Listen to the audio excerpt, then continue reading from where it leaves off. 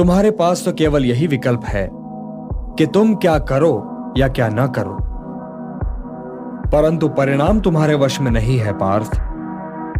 कर्म फल तुम्हारे वश में नहीं है। तुम्हारे अधिकार की सीमा इस विकल्प पर समाप्त हो जाती है कि तुम युद्ध करोगे या नहीं करोगे, किंतु युद्ध का परिणाम तुम्हारे हाथ में नहीं है। यदि तुम विजय चाहो भी तो यह आवश्यक नहीं कि विजय तुम्हारी ही हो जाए, तुम्हारी पराजय भी हो सकती है। किंतु यदि तुम विजय से मोहित नहीं होगे तो पराजय से भी नहीं घबराओगे।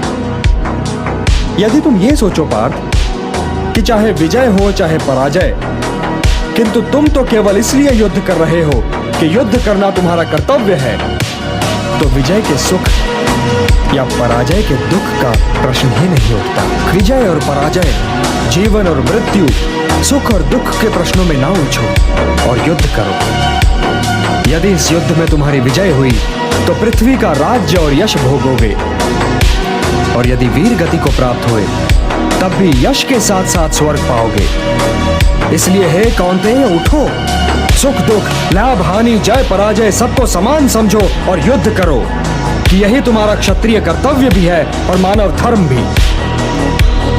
और जो न विजय से सुखी हो और न पराजय से दुखी, वही स्थित प्रज्ञ है, यही कर्म योग है। तुम सर्वश्रेष्ठ धनुर्धर हो, परंतु यदि तुम्हारा आखेट तनिक भी इधर से उधर हो जाए तो तुम चूक जाओगे। तुम्हारा अधिकार तुम्हारे वाण संधान पर है, तुम्हारा अधिकार तुम्हारी दृष्टि पर है, परंतु उस मृग पर तुम्हारा कोई अधिकार नहीं जिसकी ओर तुम बाण चला रहे हो। हे धनंजय, सत्पुरुष कभी अपने अधिकारों की सीमा का उल्लंघन नहीं करते, अर्थात अपने कर्म में स्थिर रहो पार्थ, स्थिर रहो, क्योंकि कर्म की कुशलता का ही नाम योग है। मेरा हाथ तो अब भी गांडी की ओर नहीं बढ़ रहा है केशव। मेरी समझ में तो अब भी ये नहीं आ रहा है कि इस युद्ध से लाभ क्या होगा। तुम ये निर्णय केवल इसलिए नहीं ले पा रहे हो पार्थ कि तुम इस क्षण को केवल व्यक्तिगत लाभ और व्यक्तिगत हानि के तुला में तोल रहे हो। यही तो मोह का बंधन है पार्थ, यही तो तुम्हारे शोक की जड़ है, और इसीलिए तुम्हारा ये कायर, पलाय और कलंक में डुबोने वाला शोक न तुम्हारे हित में है और न ही समाज के हित में। यह शोक न वर्तमान के लिए शुभ है और न ही भविष्य के लिए। लाभ और हानि की इस कामना में न भटको पार्थ, न भटको, केवल कर्म करो, कर्म।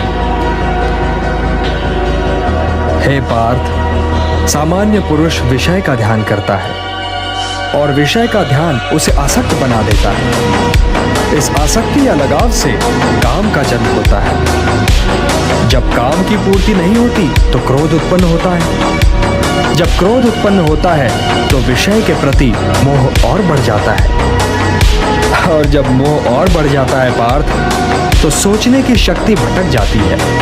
जब सोचने की शक्ति भटक जाती है तो बुद्धि का नाश होता है, और जब बुद्धि का नाश होता है तो मनुष्य का सर्वनाश हो जाता है। और हे कुंती पुत्र, तुम्हारा ये मोह तुम्हें बुद्धि के विनाश की ओर ले जा रहा है।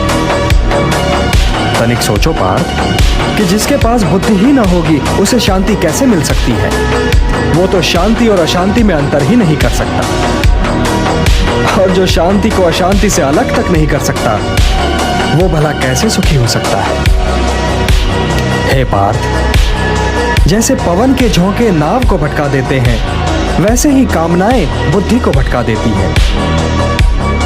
इंद्रियाणाम हि चरताम यन्मनो अनुविधीयते तदस्य हरति प्रज्ञाम वायुर्नावम इवाम्भसि। इसलिए हे महाबाहो, अपनी इंद्रियों को अपने वश में रखो, स्वयं ही उनके वश में न हो जाओ। पार्थ, ये बात ध्यान से सुनो और समझो कि जब संसार सोता है तब मुनि जागता है, और जब संसार जागता है तब मुनि सोता है।